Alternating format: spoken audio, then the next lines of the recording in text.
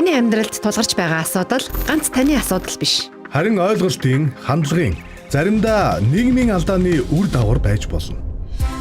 Судалгаа 71 нэвтрүүлэг сэтгүүлч судлаач хамтдаа баримт судалгаа бодит кейсээр тулгуурлан нийгэмд тулгамдсан асуудлыг задлан шинжилж зөв онцлон шийдэл рүү хөтлөнө. Даваагаас баасан гараг бүр 12 цаг 5 минутаас гэр бүлийн радио 104.5, 84.5 долгион болон гэр бүлийн радио 104.5 пэйж хуудасаар хүрч байна.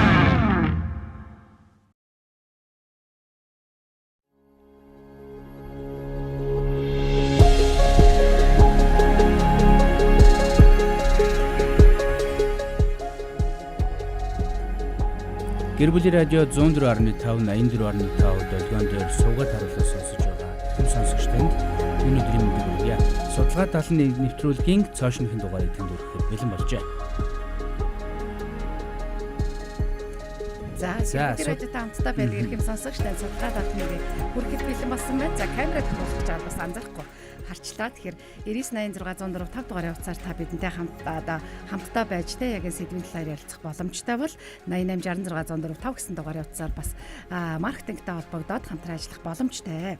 За тэгээ өнөөдөр сэтгүүлч гэр бүл судлаач Амар санаа, сэтгүүлч сэтгэл зүйч Баясаа хоёрын хувьд уучлал гэдэг сэдвээр ярихад бэлэн болж байна. Тэгээ судалгаа 71 нэвтрүүлгийн маань хувьд мэдээж сэтгүүлч, сэтгэл зүйч, гэр бүл судлаач гэдэг за мэрэгжлийнхний оролцоотойгоор хүмүүсийг төөрөглөөс гаргах тэ үнэн бодтой баталгаатай мэдээллийг өгөх, зөв ойлголт, зөв хандлагыг одоо төлөвшүүлэх ингэснээр таны амьдралын одоо чанарт одоо сайн сайхан зүйл бий болох юм а гэдгийг ярьдаг. Тэгэхээр өнөөдөр уучлал гэдэг сэдвээр ярихад бэлэн болж байна. Тэгээд уучлалын талаар мэдээж олон улсад хийсэн судалгаанууд маш олон байдаг.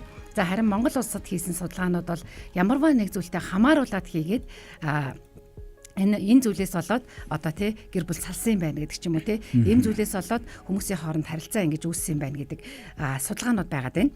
За тий Амраамаа судалгааг эхлүүлэх үү? За тэгээ судалгаа 71 нэвтрүүлгийн өнөөдрийн дугаарыг та гэр бүлийн радио 104.5, 84.5 радио суугаар хүлээн авч сонсох боломжтойгоос гадна гэр бүлийн радио 104.5-ын аль биесний пэйж хуудас болон гэр бүл судлаачийн Амар санаа гэсэн пэйж хуудаснаас та судалгаа 71 нэвтрүүлгийн өнөөдрийн дугаарыг хүлээн авч үзэж болно. Тэгээ өнөөдөр бит хоёрын ярих чухал сэдэв бол уучлал гэдэг сэдвийн талаар ярина. Уучлал гэдэг зүйл бол хүн төрөлхтний түүхэнд хамгийн агуу мөн чанар, хамгийн гоё мөн чанар. Тэгээ энэ мөн чанартай холбоотой олон улсад хийгдсэн судалгаанууд байдаг, Монголд хийгдсэн судалгаанууд байдаг. За тэгээд уучлалгүйгээр хүмүүс хоорондын харилцаа үнэхээр явдаггүй. Таньдагч байсан, танихгүй ч байсан. За нэг ялангуяа дотны хүмүүсээ уучлах энэ мэдрэмжийг өөрийнхөө зүрх сэтгэлд байлгана гэдэг хүн бүрийн хувьд, нэг ялангуяа гэр бүлтэй хүн бүрийн хувьд хамгийн чухал сэтгэл зүйн нөхцөл байдлаа. Тэгээ уучлалыг бий болгохын тулд яах ёстой вэ? Та өөрөө хэр уучладаг хүн бэ? Яг энэ сэдвтэй холбоотойгоор та 9986 104.5 гэсэн мессежний дугаар шууд утас болон мессежний дугаар дээр өөрийнхөө санал бодлыг илэрхийлээрэй. Магадгүй та уучлалтай холбоотой уучлж чадахгүй яваад байгаа зүйлүүд байвал та шууд утсан дээр 9986 104.5 дээр холбогдож орж ирээд ярилцах боломж байгаа шүү. Тэгээ бид хоёрын хувьд бол олон улсад болсон Монголд хийгдсэн судалгаа дүгнэлт гэдэг уучлалтай холбоотой зүйлийг олон талаас нь ярих болно. Тэгээд монголчуудын хувьд нэг хоёр үгэнд их харан байгаад байдаг. Нэгдүгээр нь баярлалаа гэдэг үг, хоёр дахь нь уучлаарай гэдэг үг. Баярлалаа уучлаарай гэдэг энэ үг бол данын ялангуяа баярлалаа гэдэг үг бол харилцааг дотн дулаахан байлгадаг.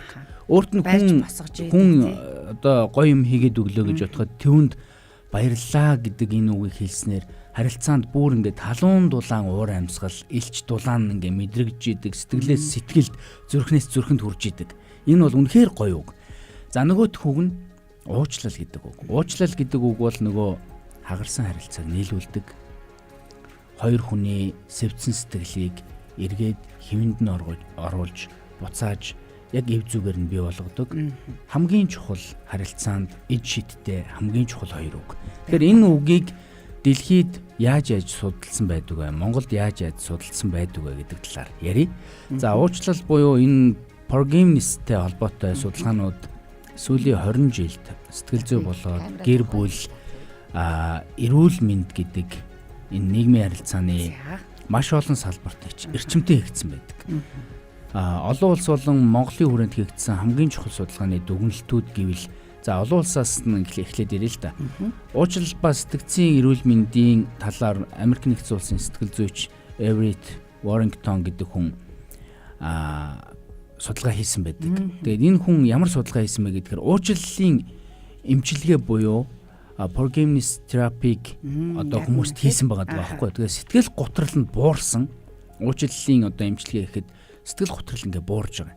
За дүгшүүр багасж байгаа. Эргээд нөгөө нэг найдвар амьдралын утга учир гэдэг зүйл нэмэгдэж байгаа. Тэгээд энэ нь илүү урт хугацааны эмчилгээ хийх юм бол одоо илүү өндөр үр дүнтэй байдгаа гэдгийг энэ хүн энэ уучлалын эмчилгээ гэдэг судалгааны ажиллаараа энийг баталсан байна. Тэгэд хүнийг уучлах нь зөвхөн ёс суртахууны асуудал биш ээ. Харин сэтгэл зүйн эрүүл мэндийг хамгаалдаг хамгийн чухал механизм гэж энэ хуудсан байгаа байхгүй. Тэгэхээр нөгөө хүнийг уучлахгүй ингээл хорсол тэгээл үзэн ядаал тэр хүнд гомдоод яваад байна гэдэг өөрийнхөө сэтгэл зүйн эрүүл мэндийг дороотуулж байгаа, алдагдуулж байгаа нэг чухал муухай зүйл байгаа даа л да, сөрөг зүйл байгаа даа. Тэгэхээр болж өгвөл нөгөө нэг уучлах нь өөрөө чухлаа гэдгийг энэ хүн энэ сэтгэл зүйн эмчилгээг хийж яхад уучлуулах, уучлалын эмчилгээ хийж яхад анзаарсан гэж байгаа байхгүй. Одоо уучлал гэж ярихаар урд нь нэг юм байгаад байгаа тий гомдох гэдэг зүйл байгаад байгаа шүү дээ. Тий гомдсон учраас би тэр хүнд гомдцоо уучлж чадахгүй байна гэдэг зүйл маш их яригддаг. Хэрвээ одоо ингээд гомдоод байдаг юм бол тий хэрвээ дараа нь уучлах юм бол өмнө нь гомдох шаардлага байна уу гэж бас тий тайлбарлаж харах юм бол эргээд нөгөө гомдох гэдэг чинь хүнд байдаг мэдрэмж юм аа. Тэ альва зүйлийг бас зөв буруугаар ойлгодог, хүлээж авдаг хүмүүс өөр учраас байдаг юм аа. Тийм учраас энгийн л хүнд төрдөг мэдрэмж учраас энийг харин яаж хүлээж авах те нөгөө гомдоод одоо насан туршдаа гомдонгуудаа энэ хүнийг би уучлахгүй гэдээ амьдрах юм уу? Эсвэл одоо те за уучлая гэдэг шийдвэрийг өөрийнхөө төлөө болон хүний төлөө гаргах юм уу гэдэг дээр өнөөдөр бид хоёр баталгаатай судалгаатай мэдээллүүдийг ярий тийм ээ. За Амрагийн маань ярьсан судалгаа 16 онд хийсэн байгаа. Яг энэ гоё терапи буюу засал аргаар ингээд хэрэгжүүлсэн байна тий. Дараа нь болохоор тайм одоо сэтгүүл дээр гарсан судалгаа байна. Энэ дээр болохоор ерөнхийдөө өндөр ингээд ийм стрессийг ингээд тий маш хүнд хэцүү төр стрессийг туулсан хүмүүсийн уучлах чадвар нь өндөр гарсан гэсэн ийм зүйл байна. Тэгээ уучлах чадвар нь өндөр учраас сэтгцийн эрүүл мэндийн асуудлууд бага байсан байна. Сэтгцийн эрүүл мэндийн аюул дөртүүлдэг хүн байна. Өөрөөр хэлэх юм бол уучлал гэдэг зүйл ер нь бол стрессийн хор нөлөөллийг зөөлрүүлдэг буюу сэтгэл санааг хамгаалдаг гол хүчин зүйл байх нь байна. Тэгэхээр гомдол гэдэг мэдрэмж бол байх ёстой. Харин энийг хүн дараа нь ингээд тий эргээр зөвөр даван туулах ёстой гэдгийг бол энэ судалгаа баталж өгсөн байна. За тэгэхээр лайв стримийг үзэж байгаа үзэгч та бусдыг хэр уучлж чаддаг вэ? Уучлах нь өөрөө олон талаараа танд ашигтай гэдэг. За гэтэл та уучлахгүй байхад хүрэгдэг. Занын ялангуяа ажлын зарим нэг хүмүүстэй тар түр харилцаа байдаг, найз нөхдийн зарим харилцаанд тар түр харилцаа байдаг. Ханыхаа таны амьдралд одоо гомдол үлдээсэн тэр зүйлүүдийг зугаад яваад байдаг. Гэх мэтчлэн ингээл хүний зүрх сэтгэлийн мухарт нэг тийм тэгэлсэн юмнууд байгаад байдаг шүү дээ. Тэгэхээр эдгээр зүйлүүдэд уучлж тайлах нь өөрөө ямар ашигтай вэ гэдгийг олон талаас нь судалгааны зарчмаар битээр ярьж байгаа. За уучлал ба стресс бие эрүүл мэндэд хэрхэн нөлөөлдөг талаар 2026 онд одоо 23 орны 200 гаруй хүнийг хамруулсан хамгийн сүүлийн үеийн олон улсын судалгаа байна. За уучлж чаддаг хүмүүсийн хувьд яадаг вэ гэхээр илүү их аз жаргалтай байдаг. Амьдралдаа сэтгэл ханамжтай байдаг. За харилцааны чанар нь өндөр байдаг. Стрессийн түвшин бүр бага байдаг. Өш хонзон одоо удаан тээж хадгалах нь кортизол буюу нөгөө стрессийн дааврыг маш ихээр өөртөө ингэж өөрдөг, тээж явдаг. Стрессийн даавар ихтэй байгаад байна гэдэг чинь өөрөө жижигхэн юмн дээр бүдрэхэд нэг юм нь авах гэж хахад унчхад гэл олон талаараа бүх нөхцөл байдлуудад нөгөө нэг сөрөг мэдрэмжүүдэд дарагдж идэг. Тэгэхээр энэ нөхцөл байдлуудыг засах үүднээс та өөртөө энэ нөхцөл байдлуудыг илүү гүн гүнзгийгээр суулгаж ухамсарлана гэдэг өөрөө чухал шүү. За Та ярьж байгаа. Миний камер хазаачлаа. Янзалчих. Би камера нэг За сайхан. дараагийнх болохоор нөгөө хосын харилцаанд хийсэн байгаа даа юм л та. Түрүүнд бол ингээ хувь хүнийхээ зүгээс байгаа бол хосын харилцаанд хийсэн судалгаагаар хосууд бие бинийгээ уучлах тэр одоо мэдрэмж уучлах тэр зүйл их байх тусмаа харилцааны хувьд сэтгэл ханамж бол маш их өндөрөөр одоо өсдөг гэж байгаа. За тэгээд үл ойлголцол нөгөө удаан үргэлжилдэг юм байна. Одоо уучлахгүй яваал байвал дууга хураагаал олон хоногор тий одоо харилцахгүй байгаалах юм бол нөгөө үл ойлголцол ч улмал одоо зузаан ханыг өрөөд байгаа бол үл ойлголцол ерөөсөө удаан үргэлжлэхгүй нэ. За тэгээд мэдээж хос хоёрын хувьд сэтгэл зүйн одоо эрүүл мэнд бол сайжрах ийм олон талын одоо ашигтай хамааралтай байгааг бол судалсан байна. За цаашаага Монголд одоо ямар судалгаанууд байна вэ гэд тэгээд түрүүнд ярьжсэн тий Монголд бол яг ингээд уучлал гэдгийг дангаар нь судалсан тун ховор харин ямар нэг зүйлийн харилцаа хамааралтайгаар одоо уялдуулж судалсан судалгаанууд байна. Жишээлх юм бол үндэсний статистикийн хороо за тэгээд нэгдсэн үндэсний байгууллагын хүн амын сангийн хийсэн гэр бүлийн хүчирхийлэл харилцааны судалгаануудад болохоор удаан үргэлжилсэн гомдол за үл ойлголцол уур бухимдлаа дотроо хадгалах нь гэр бүлийн стресс салалт бүр сэтгэл гутралтай холбоотой гэж одоо судалгаагаар гарч ирсэн байна. Монголд ч тий. За тэгээд монголчуудын одоо сэтгэл хөдлөлөө дотроо хадгалдаг хандлага нь бас нэг юм дэлхийн хүмүүсээс арай ялгаатай гэж харж байгаа. Арай өөр гэж харж байгаа судалгаагаар. Тэнгүүт монголчууд болохоор нэг тийм дотгошоогоо хүмүүс тий. Тэгэл дотгошоогоо уучраас за нэг удаа төвччихье, нэг удаа ингээ орхичихъя гэл. Тэгсээр нэ нөгөө би чамайг уучлсан шүү гэдэг тэр юмыг сэтгэл зүрхэндээ хийж чаддггүй тий. Эсвэл нөгөө хүнээсээ уучлаарай миний буруу байсан юмаа гэдэг үгийг хэлж чаддггүй. За тэгээд ярилцахаас зайлс хийгээл байдаг. Ойлгочиндоо энэ хүн намайг харцаар минь үйлдэлэр минь ойлгочиндоо эсвэл нөгөө уучлаарай гэдгийг ингээд голчлон үйлдэлээр үзүүлэх гэдэг тий. За дараагийнх нь болохоор нөгөө гомдлоо хадгалцдаг. За яшиг харилцаагаа эвдээд явах уу тий. Харилцааны хүндрэл үүсчих болоог хадгалдаг. Гэтэл дотроо нөгөө нэг уучлах тэр үйл явц буюу процесс явагдаагүй байгаад байдаг. Тэрнээс болдгийм байна монголчуудын хувьд их одоо ялгаатай байгаад байна. Түрүү нөгөө ярьсан кортизол гэдэг дааварч нь өөрөө хүний биед ингээд нэг тийм вирус орчиж байгаа юм шиг бүр ингээд цаанаас нь сэтгэл санааг бүр тавгүй болгоод кортизол ихсэх тусам нөгөө нэг булчингийн чангарлууд нэмэгддэг. За улмаар нөгөө даралт ихсэх байдал үүсдэг. За ингээд бие физиолог ингээд ажиллаад эхлэнгүүт нөгөө дөгшүүр, уур гэдэг нэмэгдэх нөхцөл байдал ингээл харилцаанд сэтгэл зүй дагаад ингээд үйлчилж эхэлж байна. Тэгэхээр болж игэл нөгөө нэг аливаа ямар нэгэн зүйл дээр тайван мэдрэмжээр хандахын тулд та юуг гол болгож ойлгох ёстой вэ гэхээр хүн надад муу юм хийж болно. Хүн болгон танд нөгөө доллар биш учраас таалагдах албагүй шүү дээ. Гэхдээ таалагдах албагүй гэдэг нь та тэр хүмүүсийг ингээл нэг дургу байдлаар, хүчгүй байдлаар ингээл хараад байна гэсэн үг биш. Хүн болгон өөр гэдгийг хүлээн зөвшөөрнө гэдэг чинь л уучлалын, бусдыг хүлээж авах, нийгмийн харилцаанд орох, олон талт харилцаанд та эв зүйтэй байх, сэтгэл зүйн суур ойлголтыг та өөртөө ингээд үүсгэж байгаа байхгүй. Тэрнээс биш ингээл дарга надад тааруулж харилцах хэвээр, энэ найз надад тааруулж харилцах хэвээр, нөхөр ингэж харилцах хэвээр, хүүхдүүд ингэх хэвээр гэдэг байдлаар ингээл нөгөө бусад хүмүүсийг өөртөө тааруулж нийцүүлж харилцах биш. Та харин бусд руу уусаж шингэж бусдыг ялгаатай гэдгийг хүлээн зөвшөөрч ойлгоно гэдэг ч өөрөө чухал шүү дээ. Хүмүүс чинь ингээл олон талаараа ялгаатай шүү дээ. ертөнцийг үзэх үзэл буюу нэг world view-ээр ялгаатай. За сэтгэл зүйн хэв шинжээрээ ялгаатай. Зан чанараараа ялгаатай. Өссөн орчин дадал хвшлийн хувьд ялгаатай.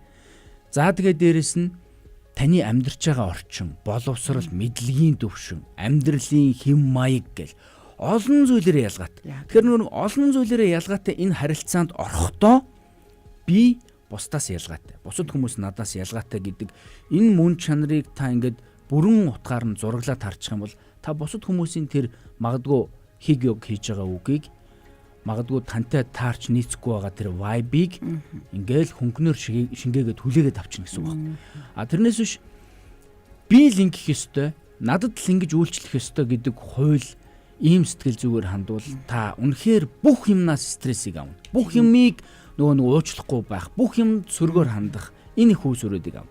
Тэгэхээр болж өгвөл та өөрийнхөө хайрцгийг өөрчил, өөрийнхөө харах хандлагыг өөрчил, өөрийнхөө оюун бодол, сэтгэл зүй, зан чанар олон талаараа тэл өс.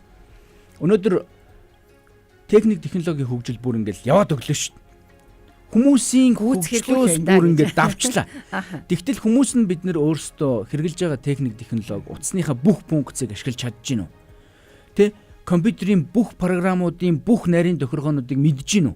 Тэгэхээр энэ бүхэн чинь өөрөө бид нар нийгэм цаг үе хөгжиж техник технологи шинжлэхдгийн хэрээр бид нар өөрсдөө өсөн хөгжиж шинжлэгдэх шаардлагатай байгаа байхгүй. Харилцааны түвшин, сэтгэл зүйн түвшин.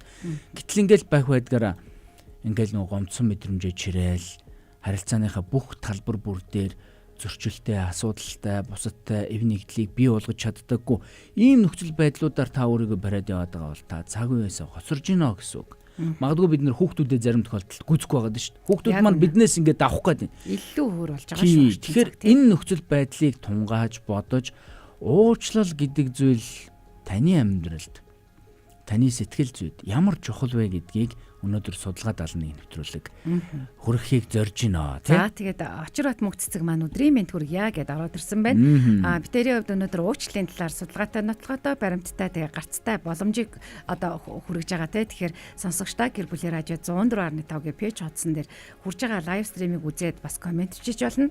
9861045 гэсэн дугаарын утсаас нээлттэй байгаа. За тэгээд гэр бүлийн доктортой байдал энэ дотор нөгөө уучлал маш их яригадаад байна л да. Энэ дотор болохоор Монгол гэр бүлийн одоо зөвлөгөөний төвүүд маш ихэлсэн байгаа тий. Тэгээд энэ кейсүүдэд хийсэн одоо шинжилгээ судалгаа гэдэг юм уу тий. Энэ дээр болохоор уучлалгүйгээр зөвхөн одоо тий марах гэж оролдох юм бол хүмүүс ингээл уур бухимдлыг л үлдээчдэг.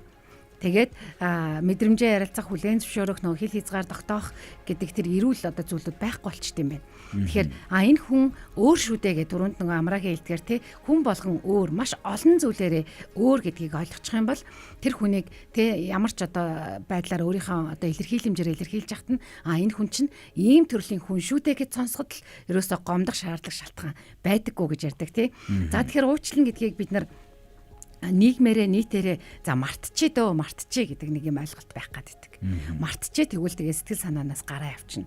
За тэгээд болсон зүйл одоо тэгээ уучлах гэдэг бол мэдээж одоо хүн болгон дээр одоо нөгөө хүнийг би уучлаа ч гэсэн нөгөө хүний одоо зөв ч юм уу те миний буруу ч юм уу байна гэсэн үг биш гэдгийг бас ойлгох хэрэгтэй. Уучлаарай гэж байгаа хүн нь л буруутай юм шиг нэг юм мэдрэмжийг авах гаддаг те. Гэтэл үгүй одоо альва зүйл дээр би биенийхээ харилцааг барьж үлдэхтэр уучлаарай гэдэг үгийг хэрвээ өөрөөсөө гаргаж чадах юм бол энэ бол харилцааг зөв барьдаг.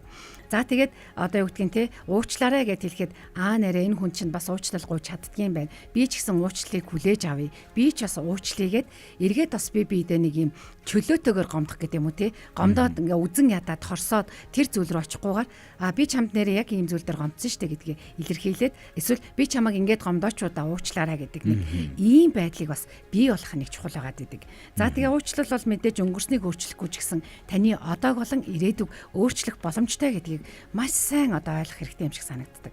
Тэгэхгүй те би ингээд өнгөрснөө өөрчилж чадахгүй тэр үед тийм юм болцсон. Тэгэл энэнгээрээ л амьдрий. Тэгэл би тэр хүнийг насан туршдаа уучлахгүйгээр амьдрий.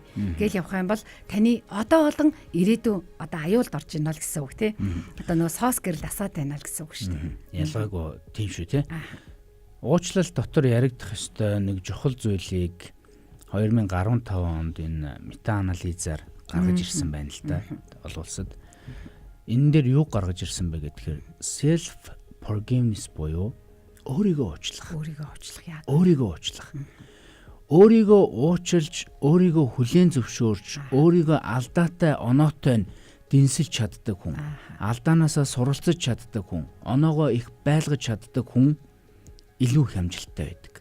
Тэгэхээр нөгөө өөрийгөө уучлж чаддаг хүмүүсийн сэтгэл зүйн сайн сайхан байдал өндөр, бие эрүүл мэнд маш их сайн, магадгүй нөгөө гимшилтэй, ичгүүртэй мэдрэмж бага байдаг. Тэгэхээр нөгөө өөрийгөө уучлж чаддаггүй байхгүй. Одоо нөгөө хүн болгон өндөг шиг өөгүй биш шүү дээ. Яг үнэ тий. Хүн болгон магадгүй өдөрт хэд удаа алдна, хэд удаа бүдэрнэ, оочно.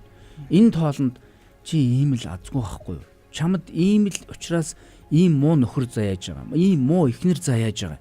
Чамд ийм л учраас чи зам дээр чамд хүмүүс ингэж хандж байгаа. Ажлынхан чи ингэж хандж байгаа. Чамаа хүмүүс ингэж харж байгаа ингээл өөрийнхөө алдаан дээр дөрөөлөөд хүн өөрийгөө унгаагаад яваад байдаг. Тэгэхээр нөгөө self forgiveness гэдэг энэ нэг өөрийгөө уучлах мэдрэмж гэдэг чинь та өөртөө итгэлтэй байлгах.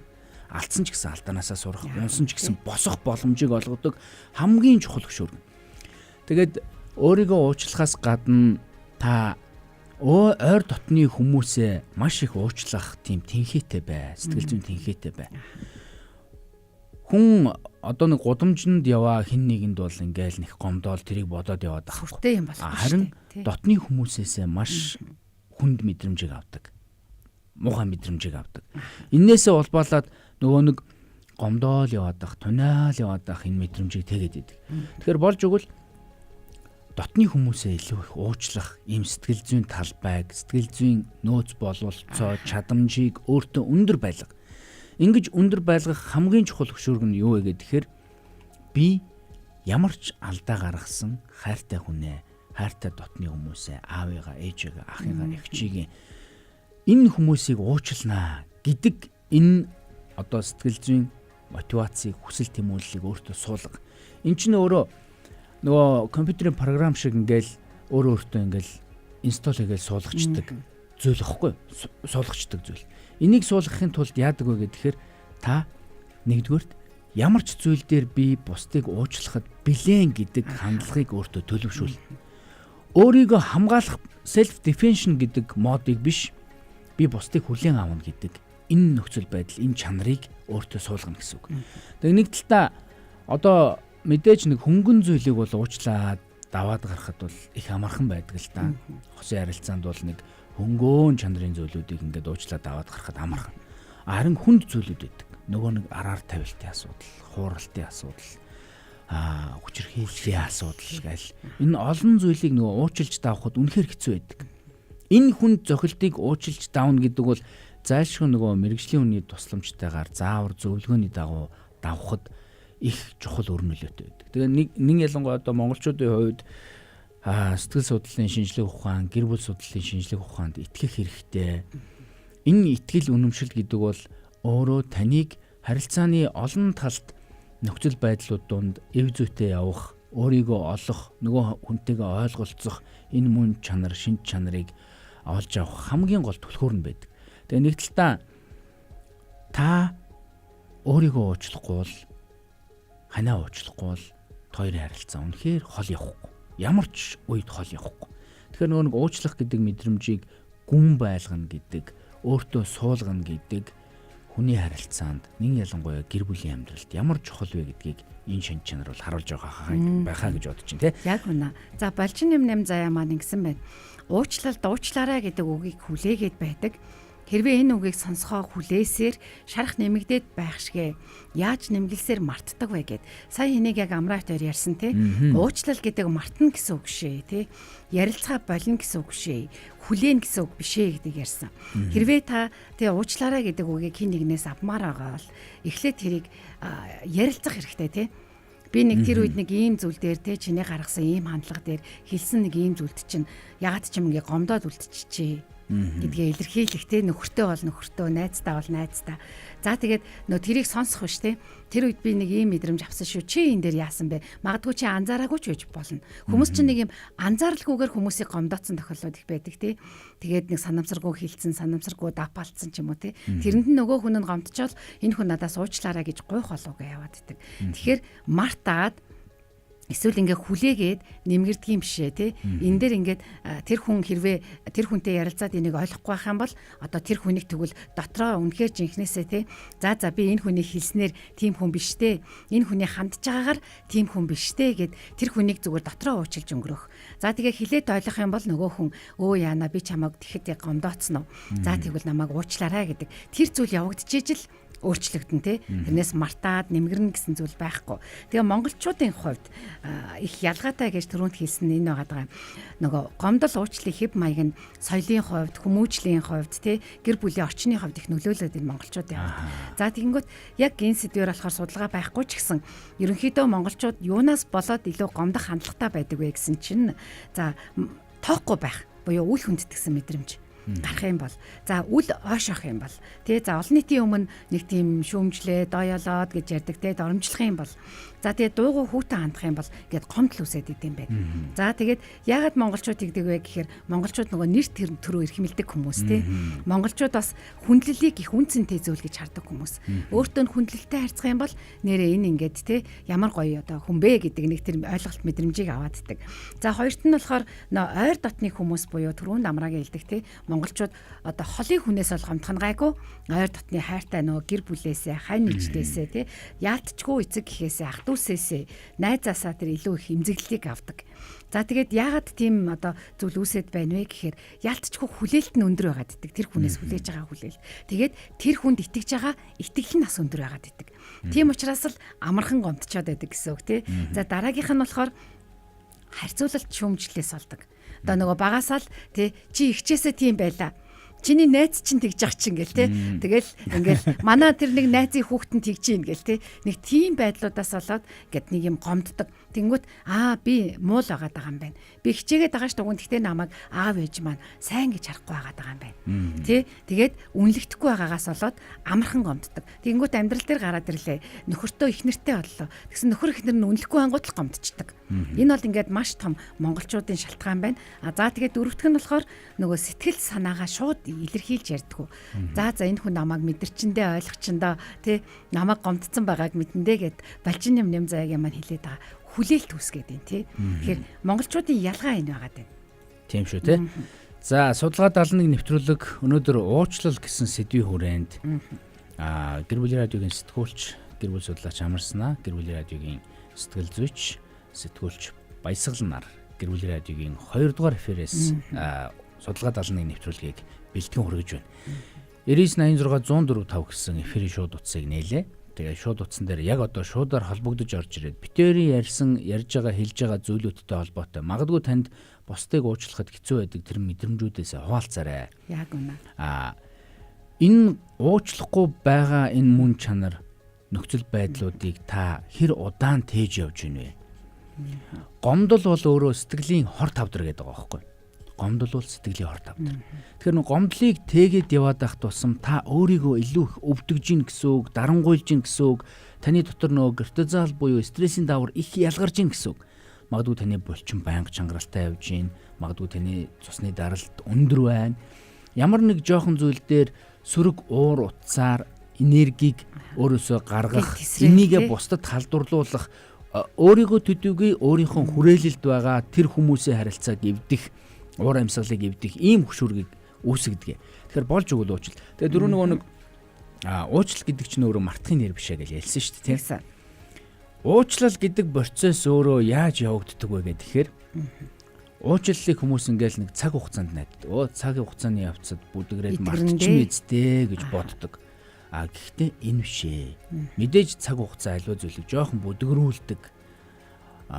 Мартсан юм шиг мэдрэмжийг өгдөг. Гэхдээ уучлал гэдэг мэдрэмж бол өөрөө нүүр тулах харилцаа. Уучлаарай. Би энэ дээр яг ийм нөхцөл байдлаас үүдээд чамд гомдоод байна.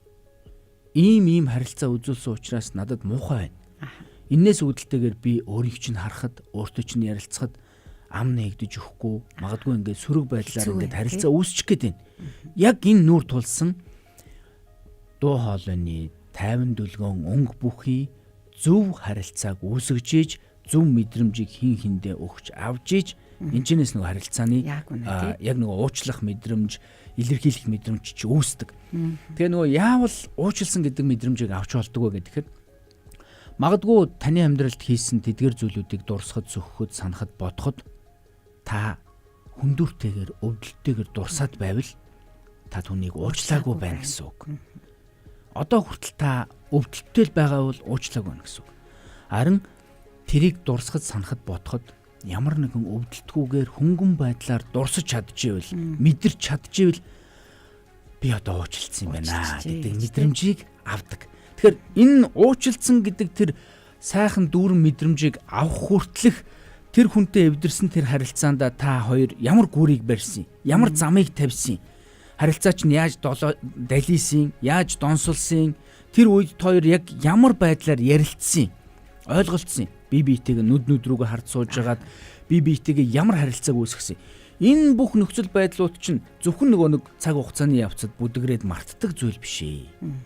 Тэр цаг хугацааг яаж ашиглаж гин, яаж нүр тулж гин, энэ бүхний дараа ямар үр дүн үүсэж гин гэдэг чинь өөрөө тэр мэдрэмжийг авахд өвдөлтгүй дурсагддаг, мэдрэгддэг тэр чухал зам байдаг. Тэгэхээр энэ замыг зөв тавихын тулд зүгтах биш, халчрах биш, тэр хүнийг тойрч явах биш. Зүгээр тэр хүнтэй уучлаарай. Би өөрөөс чинь болоод өвдөд байна. Өөрөөс чинь болоод миний сэтгэл тавгүй байгаад байна. Би ингээд чамайг харахаар стресстэй байна. Энэ бүхнийгээ шууд хэлээд тэр хүнтэй шууд харилцаа үүсгэх. Энэ бол нөгөө нэг удаан хугацаанд, цаг хугацаанд найдаа тойрох биш.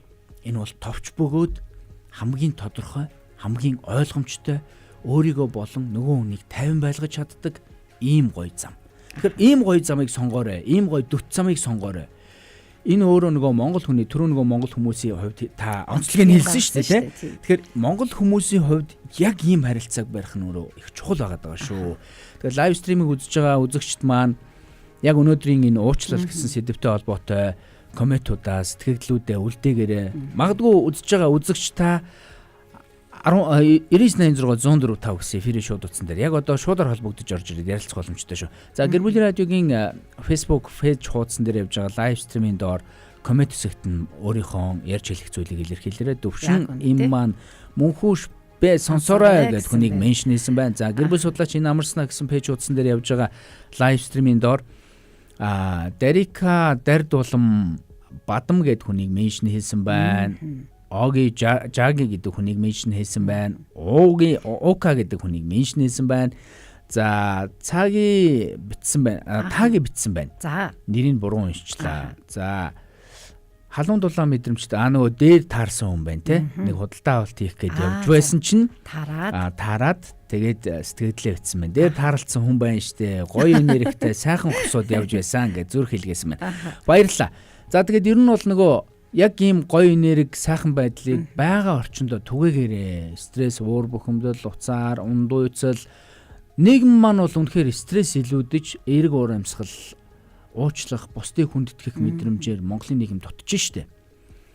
Би бол ингээд та явсан газараа хүмүүсээр тоглож, хүмүүстэй эв зүйтэй сайхан харилцааг үүсгэж, нээлттэй байдлаар ярилцаж, баярлалаа, уучлаарай гэдэг үгийг илэрхийлж чадлахын хэрэг хэмжээгээр л нөгөө нэг иргэнийхээ үүргийг биелүүлээд нийгэмдэр нэг соёлтой иргэн, нэг соёлтой гэр бүл байхыг манай гэр бүлийн хувьд хичээдэг, эрмэлздэг. Тэгээ миний нэг хэлдэг үг байдаг.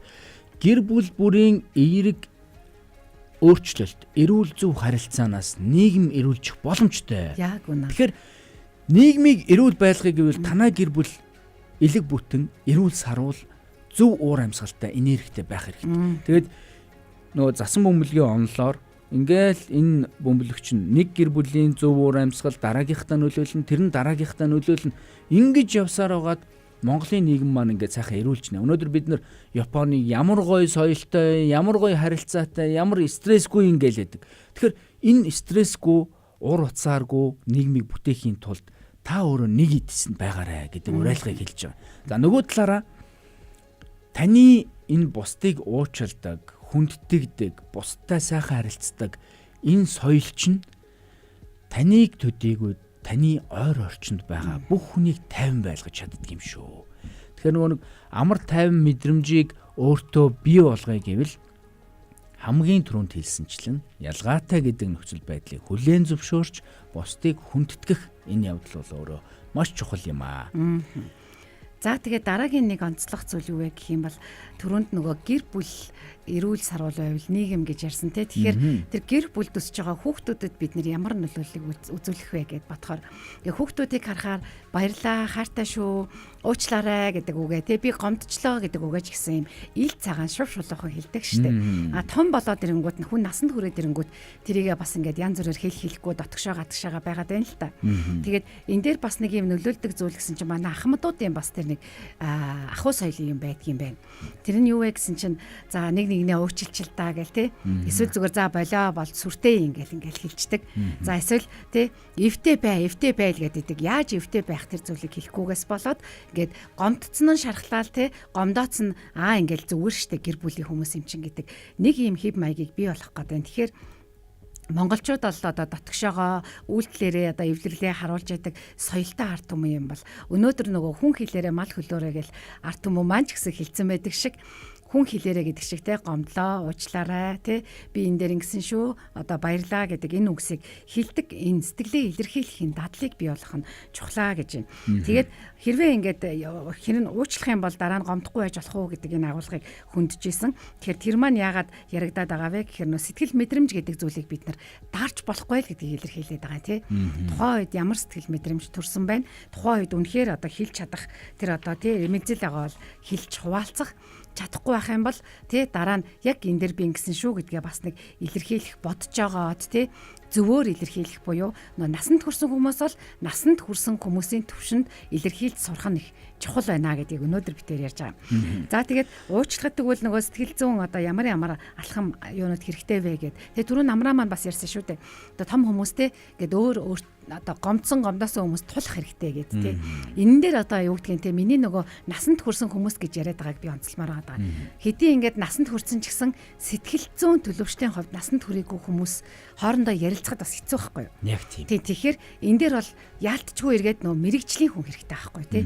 Мэрэгжлийн хүн тэр хүний хоёр хүний голд сууж агаад өөдөөс нь харж сууж агаад тий энэ ялгаатай талыг чинь харуулж өгөөд тэр өөрчлөлтүүдийг мэдрүүлж өгөх нэг чухал гэж би бол бодож байна. Тэрнээс ингээд маш олон хүмүүсийг анзаарч байхад яг тэр сэтгэл зүйн төлөвчлийнхаа ялгаатай байдлаас болоод эвгэрч чаддгүй улмал хагаралтаад байгаа харагддаг байхгүй юу? Тийм шүү те. За гэр бүлийн радиогийн фэйж хуудсан дээр явж байгаа лайв стримэнд ороод Төвшөө ин гэдэг хүнийг мишнэгээд ууртай зураг явуулсан байх шүү. Тэгэхээр хоёр маань сайхан ойлголцоод эвлэрээд аваарэ. Төрөний нөгөө шулуу харилцааг үүсгээрээ.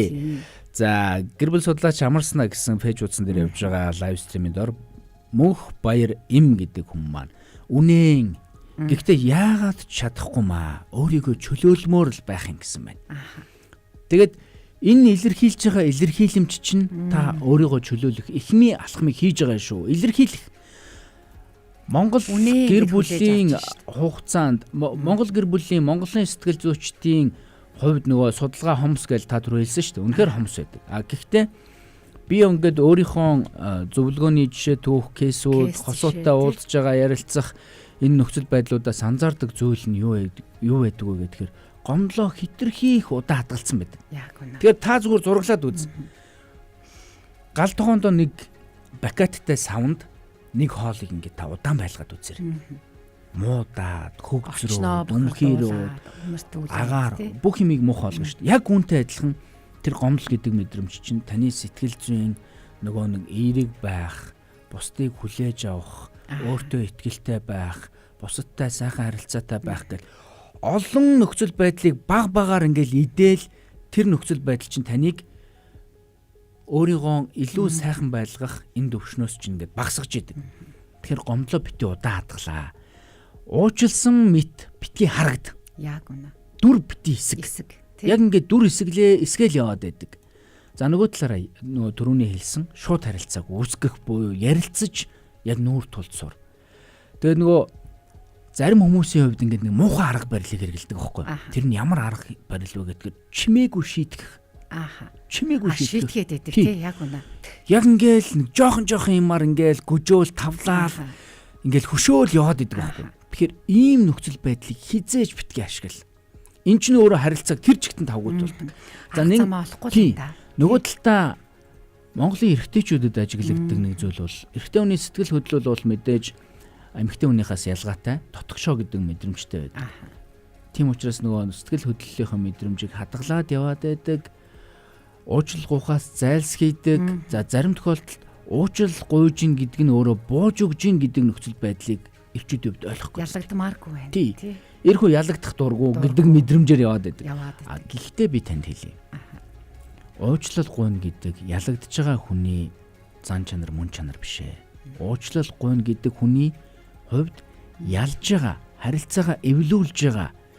Өөрөө би хүн чанарын хувьд хүний одоо төлөвшлийн дээд зэг рүү явж байгаа гэдэг энэ нөхцөл байдлыг нөгөө хүндээ илтгэж байгаа хамгийн гоё шин чанар шүү. Яг. Нэвтрүүлэг эхлэхэд хэлсэн.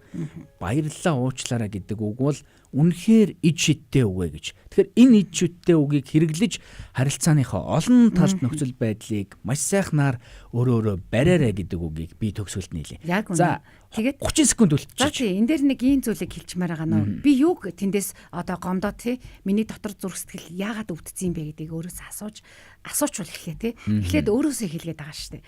Тэгэнгүүт нөө би яг үл хурд одоо томсорлогдоод байна уу? Би хууртагдаад байна уу? Тий би үнэлэхгүй байна уу гэдгээ мэдчихэд тэгээ дараагийн ээлжинд бол нөгөө ярилц гэдэг рүү очиод хэрвээ ярилцахгүй байх юм бол тэмдэглэл бич, загтал бич тий. Энэ аргыг бас хийгээд үзээрэй. Тэгээ хамгийн чухал нь бол амрав дээр хэлээл байгаа өөрийгөө эхлээд уучлаа сурчих. Тэгээ тэгвэл хүнийг уучлахад бол илүү амар байх болно. Судалгаа 71 нэвтрүүлэг 7 хэмжиж 1 огтл урандор явдаг. За тэгээд өнөөдөр уучлал гэсэн чухал сэдвийн талаар танд хүрэлээ.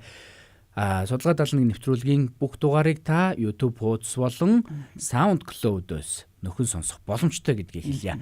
Өнөөдрийн дугаартай хамт байсан бүх үзэгчдэд баярлалаа. Үргэлжлүүлээд гэр бүлийн радиогийн хөгжим мэдээллийн хөтөлбөртөөгөө хамт байгаарай. Баяр таа. Таны амьдралд тулгарч байгаа асуудал ганц таны асуудал биш. Харин ойлголтын, хандлагын, заримдаа нийгмийн алдааны үр дагавар байж болно. Судалгаа 71 нэвтрүүлэг сэтгүүлч судлаач хамтдаа баримт судалгаа, бодит кейсээр тулгуурлан нийгэмд тулгамдсан асуудлыг задлан шинжилж, зөв онцлон шийдэл рүү хөтлөнө. Даваагаас баасан гараг бүр 12 цаг 5 минутаас гэр бүлийн радио 104.5, 84.5 долгион болон гэр бүлийн радио 104.5 пэйж хуудасаар хүрч байна.